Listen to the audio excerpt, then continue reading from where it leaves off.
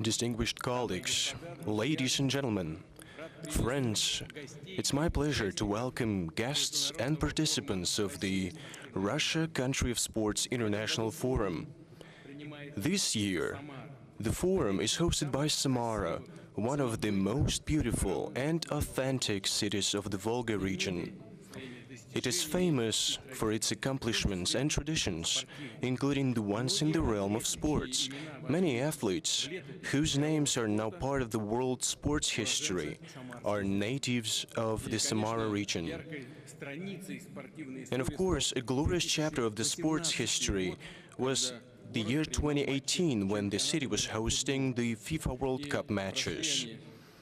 And they were organized right here in the Samara Arena, the main platform of our forum, that has for many years been a meeting point of like-minded people, people who are committed to the sports ideals and its values.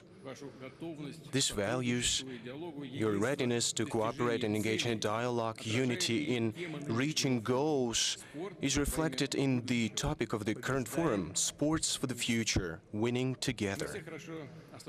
We're all well cognizant of the importance of sports as a universal means to develop physical, artistic and spiritual potential of a human being, and we understand that it is only together that we can cope with many challenges of today's world. Russia, alongside many countries of the world, favors the cooperation between countries and peoples on an equitable footing. It favors scrupulous respect for mutual interests and respect of national cultures. The mission of sport is to build bridges between people, to bring them together. That's the noble mission, one of the core purposes of international sports organizations. In this regard, I'd like to thank our partners and those who have recently made a decision, a balanced, a just one, to restore the rights of the Russian Paralympic Committee.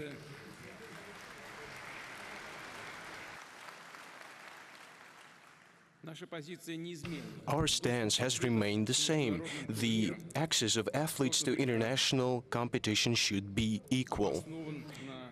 It must be based on their athletic merit. Sports must be not politicized. And for Russia, it's not just lip service. In the course of preparing and holding competitions of any level, we've always received envoys of international sports associations, committees and federations with hospitality. We have created all conditions for athletes who, in fair competition and through their tremendous efforts, have earned the right to represent their home country. In general, we have been guided by exclusively sports principles and not by the level or quality of relations with a given country. Let me reiterate, sports, cultural and humanitarian cooperation should not be held captive by conflicts or geopolitical differences.